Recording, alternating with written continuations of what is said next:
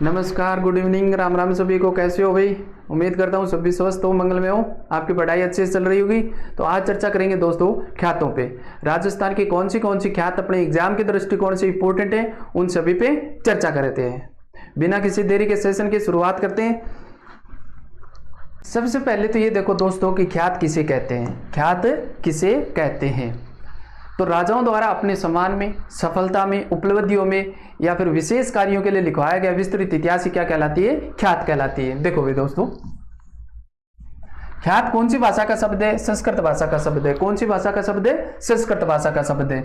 और राजाओं द्वारा अपने सम्मान में, सफलता में, विशेष कार्यों के लिए लिखवाया गया विस्तृत इतिहास, विशेष कार्यों के लिए लिखवाया गया विस्तृत इतिहास, विस्तृत इतिहास ही क्या कहलाती है दोस्तों? ख्यात कहलाती है। ख्यात का लेखन कार्य किसके काल में प्रारंभ होता है? अकबर के काल में। किसके काल में? अकबर के काल में। और ख्यात का जो नामकरण है वो किस पे रखा जाएगा? राजवंश पे लिखा जाएगा, राज्य पे लिखा जाएगा, और लेखक अपने नाम से भी ख्यात लिख सकता है। आगे देखो कौन कौन सी ख्यात है जो अपने एग्जाम की दृष्टि से इंपॉर्टेंट है। देखो भाई, नंबर 1 पे आती है नैणसीरी ख्यात। कौन सी आती है दोस्तों? नैणसीरी ख्यात। किसके द्वारा लिखी जाती है? मुणोत नैणसी द्वारा।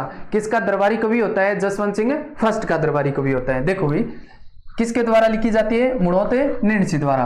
किसका दरबारी कवि होता है? तो जोधपुर के जसवंत सिंह फर्स्ट का, जसवंत सिंह फर्स्ट का दरबारी कवि होता है। ध्यान में रखना। राजस्थान की सबसे प्राचीन ख्यात है, विश्वसनीय ख्यात है और राजस्थान की प्रथम ख्यात मानी जाती है।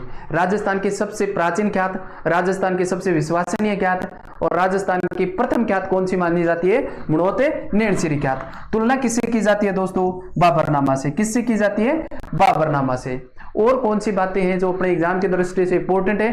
तो इसकी जो कौन सी भाषा में लिखी जाती है? कौन सी भाषा में?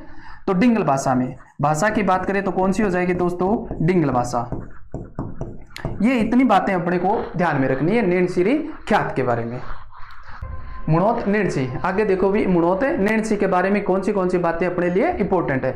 तो इसका जन्म होता है 1611 के अंदर जोधपुर के अंदर ओसवाल परिवार में। देखो भी, जन्म होता है 1611 के अंदर जोधपुर ओसवाल परिवार में। और मृत्यु कब होती है दोस्तों? मृत्यु हो जाती है 1671 के अंदर जसवंत सिंह प्रथम द्वारा गबन का आरोप लगा करके हत्या करवा दी जाती है। पिता का नाम जयमल। पिता का नाम क्या है भी? जयमल। राजस्थान का प्रथम इतिहासकार, वेरी वेरी इंपॉर्टेंट है भी, राजस्थान का प्रथम इतिहासकार मुणोत नैणसी। राजस्थान में जनगणना का अग्रज माना जाता है।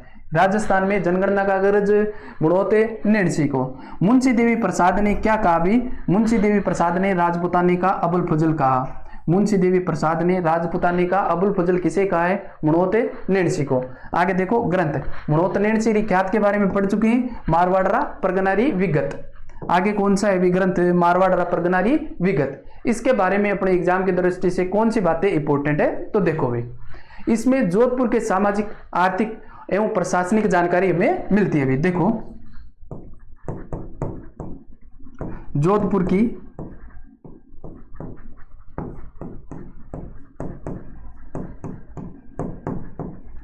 सामाजिक, आर्थिक एवं प्रशासनिक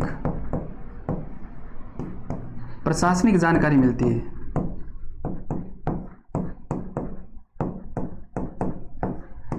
जोधपुर की सामाजिक, आर्थिक एवं प्रशासनिक जानकारी कौन से ग्रंथ से मिलती है? तो मारवाड़ी परगनारी विगत से मिलती है। और कौन सी बातें अपने लिए एग्जाम की दृष्टि से इंपॉर्टेंट है? तो इसमें जनगणना का उल्लेख मिलता है भी। किसका उल्लेख मिलता है दोस्तों? जनगणना का उल्लेख मिलता है। जनगणना का उल्लेख मिलता है। इसे राजस्थान का गजेटियर कहते हैं। क्या कहते हैं? राजस्थान का गजेटियर। राजस्थान का गजेटियर, गजेटियर कहते हैं दोस्तों। राजस्थान का गजेटियर किसे कहते हैं? मारवाड़ी परगनारी विगत को। और इसकी तुलना किससे की जाती है दोस्तों? तुलना किससे की जाती है? आईने अकबरी से। आईने अकबरी से, ध्यान में रखना भाई। आईने अकबरी से इसकी तुलना की जाती है। आगे देखो भाई, 2 नंबर ख्यात है भी मुंडियारी ख्यात। 2 नंबर ख्यात कौन सी है? मुंडियारी ख्यात। इसके अंदर देखो अपने एग्जाम की दृष्टि से कौन सी बातें ध्यान में रखनी है, तो इसका लेखन कार्य है किसके द्वारा लिखी गई है? चैनदास बारड़ द्वारा। इसे राठौड़ों की ख्यात कहते हैं दोस्तों, इंपॉर्टेंट बात है, इसे राठौड़ों की ख्यात कहते हैं। और इसके अंदर राव सिंहा से लेकर के महाराजा जसवंत सिंह प्रथम तक का इतिहास मिलता है। राव सिंहा से लेकर के जसवंत सिंह प्रथम तक का इतिहास मिलता है। आगे देखो 3 नंबर ख्यात दयालदासरी ख्यात। तीसरी ख्यात कौन सी है दोस्तों? दयालदासरी ख्यात है। इसके बारे में कौन सी बातें इंपॉर्टेंट है? तो रचना किसके द्वारा की जाती है? दयालदास सिंडाइस द्वारा। किसके द्वारा लिखी जाती है? दयालदास सिंडाइस द्वारा। और ये किसके दरबारी कवि होते हैं दोस्तों? तो ये होते हैं बीकानेर के रतन सिंह के, बीकानेर के रतन सिंह के, रतन सिंह के दरबारी कवि होते हैं। इसे कहते हैं बीकानेर के राठौड़ों की ख्यात। किसे कहते हैं दोस्तों? बीकानेर के राठौड़ों की ख्यात दयालदासरी ख्यात को कहते हैं। नोट लगा करके यहीं पे लिखो, आप बाद में कंफ्यूज हो गए तो कहते हैं राठौड़ों की ख्यात है। किसे कहते हैं? राठौड़ों की ख्यात है, राठौड़ों की ख्यात, मुंडियारी ख्यात को।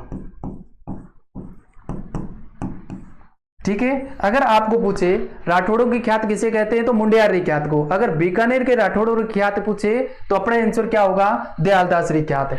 आगे देखो राजस्थान की अंतिम ख्यात है।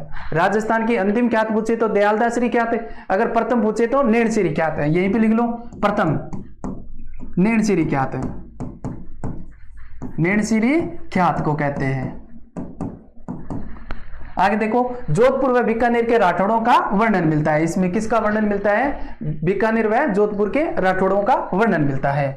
आगे देखो नंबर 4 जोधपुरी ख्यात। चौथी ख्यात कौन सी है दोस्तों? जोधपुरी ख्यात। किसके द्वारा लिखी जाती है? आयदाने खिड़िया द्वारा। किसके द्वारा लिखी जाती है? आयदाने खिड़िया द्वारा। इसमें वर्णन मिलता है राव सिंहा से लेकर के महाराजा तखत सिंह तक। अगर जोधपुरी ख्यात की बात करें तो इसमें वर्णन मिलता है राव सिंहा से लेकर के तखत सिंह तक। अगर मुंडियारी ख्यात की बात करें तो वहां पे उल्लेख मिलता है राव सिंहा से लेकर के जसवंत सिंह प्रथम तक उल्लेख मिलता है। ये बातें ध्यान में रखनी है। 5 नंबर ख्यात देखो भी बांकीदासरी ख्यात। 5वीं ख्यात है दोस्तों बांकीदासरी ख्यात। किसके द्वारा लिखी जाती है? बांकीदास आसिया द्वारा। और जोधपुर के मानसिंह का दरबारी कवि होता है। देखो बांकीदास आसिया द्वारा, जोधपुर के मानसिंह का दरबारी कवि होता है और गद्य में लिखी जाती है। किस में लिखी जाती है? गद्य में लिखी जाती है। एक नोट लगा करके लिख लेना, आप इंपॉर्टेंट बातें भी नोट लगा के लिखना। गोपीनाथ शर्मा के अनुसार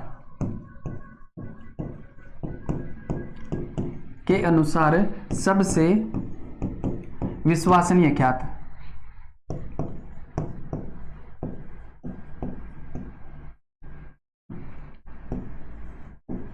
सबसे विश्वसनीय ख्यात। तो अपना आंसर क्या होगा अभी? बांकीदासरी ख्यात है। क्या होगा? बांकीदासरी ख्यात है। अगर अपने से सीधा पूछे कि राजस्थान की सबसे विश्वसनीय ख्यात कौन सी है तो अपना आंसर क्या होगा? नेणसिरी ख्यात। अगर अपने को स्टेटमेंट देकर के पूछे कि गोपीनाथ शर्मा के अनुसार सबसे विश्वसनीय ख्यात कौन सी है तो नेणसिरी ख्यात। अब वो देखो कि किसके दरबार में कौन सा कवि रहता था, कौन सा लेखक रहता था? नेणसी। नेणसी किसके दरबार में रहते भी? जोधपुर के जसवंत सिंह के।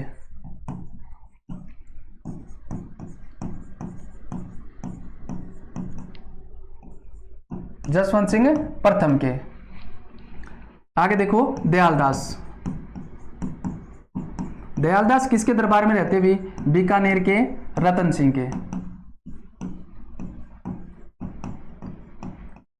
रतन सिंह का दरबारी कवि था। आगे है बांकीदास।